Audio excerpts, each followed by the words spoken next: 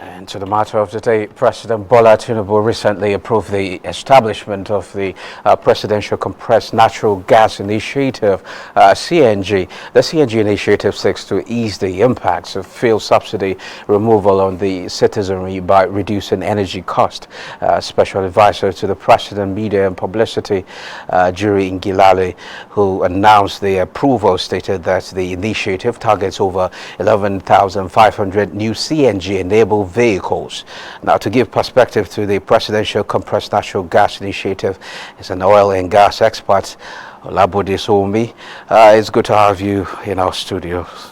Good afternoon. Okay, before I begin with the CNG thing, you've had the Minister of Finance.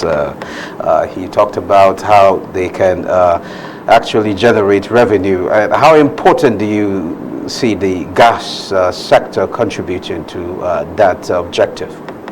Well, to begin with, Mr. President, during the campaigns, he was the only one that spoke about capacity building as well as generation of jobs as a result of the expansion of the gas sector. He particularly spoke about the possibility of building a pipeline that will run from the south-south through the southeast to the southwest, which basically will ensure that the small-scale industries that are there can have an empowered source for income and thereby grow those businesses and create jobs within that environment. But more importantly, the domestic gas master plan, which is the anchor for which Nigeria is building our opportunities in gas, is such that it has the capacity to ensure that for every local government in Nigeria, 774 of them, you can actually have a cottage industry in place, which basically speaks to an industry that will use the raw materials available in that local government for its industrial purposes. So, for example, if you have a local government where there's a prevalence of mangoes, you can have a mango juice processing plant, which will supply mangoes not just to the cities, but we also export.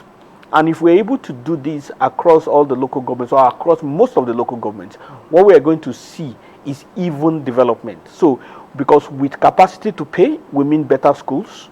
With better schools, we mean better facilities. With better facilities, there's going to be a reduction in rural-urban migration. And of course, all the other added facilities will be there. So, gas, when properly harnessed, offers Nigeria an opportunity for the industrialization that we have mounted and we have spoken about for years. So yes, the minister is right in that perspective, in the opportunities and the things that gas can offer. Okay, talking about harnessing gas, the potentials in the gas sector, let's have your thoughts about the Compressed Natural Gas Initiative. What do you foresee it doing for the oil and gas and the economy as well? Well, basically it's going to grow a sector. So I mean, by that you're talking about the auto gas, and so it's going to offer alternatives. It's like any other alternative. You know, for decades after Nigeria got independent, there were only government TV stations, and then the private stations came. They offered more perspectives, they offered more opportunities, they offer competition and all that. So, with compressed natural gas, it's not an end in itself. Is not a magic bullet. It's going to offer a perspective to existing energy sources. It's going to offer growth patterns. It's going to offer additional players. It's going to enable the industry to be more flexible, to be more interactive, so that the thing can grow. The key things is progress and growth, and then we will all meet somewhere along the line. So compressed natural gas, in its elements, in the fundamentals of it, is going to offer perspectives for growth for that sector, and that is good news. Okay, is this a blessing in disguise, considering the fact that Nigeria wants to go net zero, just like every other society, and gas is considered as a transition fuel? Well, Nigeria does want to align with the rest of the world. I mean, that's being politically correct. But we are an OPEC nation, and we cannot throw away our own fundamentals. So, what is important is that we meet those goals, the goals that have been set for us. We work towards achieving net zero, but we cannot do that at the expense of our own income earnings. We are not going to throw away oil It doesn't make any sense. No, but when we go the gradual way, I think we can still take advantage of both. Yeah, that's why I said that we need to meet our goals. So we have goals, we meet those goals. Okay, the initiative is expected to reduce costs. How can that be achieved, and how soon would, I mean, are we going to see that? Well, talking about the compressed natural gas? Yes, so it is a business. And whether it is gas or whatever it's anything, it's a business. And a business at its fundamentals looks at the cost of production. It also looks at the cost of distribution, and more importantly, the cost to which the final consumer can pay for it. So those are management and business principles. They are not technical to oil and gas per se. So what happens and what needs to happen is that the cost of production, the cost of distribution must be such that people can afford it. So there are many forces that are at interplay. It's not just reduction for the sake of reduction. That's subsidy. It is reduction as a result of either greater amounts of the product being produced, or the cost of production being reduced, or greater volumes. You know, so just all those economic variables are at play. Because if the cost of production is 10 naira, selling it at anything less than 10 naira means that there's a loss. And when there's a loss, the system cannot function. So what is important is that the fundamentals for the gas sector, the fundamentals for the oil and gas sector remain in place, remain sustained, remain maintained, and that the variables that will ensure that energy becomes affordable to the general public is enshrined in our ways of life, is enshrined into our business principles, and then we become the people that we should be. We are not going to throw away the fundamentals just to achieve political objectives. It doesn't work that way. But what about if we are to take advantage of the gas to our own benefit, considering the fact that when you look at the costs, it tends to be more cost efficient compared to fuel at this moment because of the exchange rate? That's what I'm trying to... So technically, and this is science now, there is no difference between gas and oil in terms of the molecules. Okay. They are both hydrocarbons.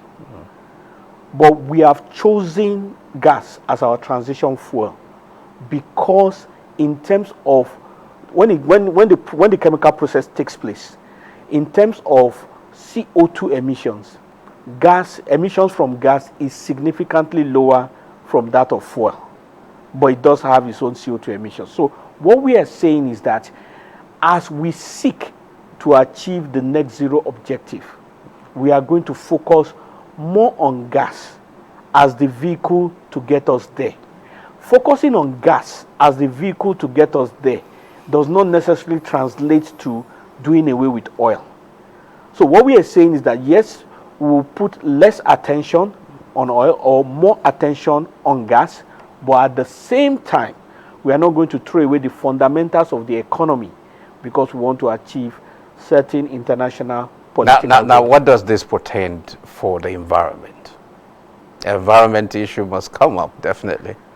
I think when you look at the whole picture of the environment, and which is now a discussion that is being had, even what is called green produces a lot more issues. You just need to look at the lithium sites all over the world, whether it is in Congo, whether it is in South America. The degradation cost there is not caused by 10 oil wells. Then you need to also look at the fact that, I mean, a number of other things. But that's not the discussion for now. That's discussion at the level of scientists. The point is that the environment belongs to the whole world. The degradation for climate is not caused by one person. It's a global collective. And when you look at the figures, Africa as a whole contributes less than 1% of what affects global degradation. I am assuring you, if we were to burn all our oil wells simultaneously for the next 10 years, we will not contribute 2% of global degradation. And that is where the science and the knowledge comes in. Like I said, there are goals we need to meet, which is the net zero goals, and which are also important goals, and which are also very necessary for us to relate in the Committee of Nations. Okay. But we must not throw the fundamentals away in Okay. trying to reach those goals. Okay, despite the high cost of the pump price of petrol, the commodity is still scarce in some parts of the country. How can we address this? And will the CNG help? So availability of petrol is a distribution problem. It's not a production problem. It's not a cost problem. It's a distribution problem. So it's a supply chain. So in other words, it's probably the way you have a distribution chain for essential commodities, for soaps, for cement, does not speak to the fact that cement is not available or available. So availability of petrol is a distribution problem. So it is the factors that are guiding and guarding and responsible for distribution that needs to be more transparent and that needs to be held accountable. It has nothing to do with production. It has nothing to do with cost. It has nothing to do with the climate. It's just a pure distribution issue. Okay. Thank you very much,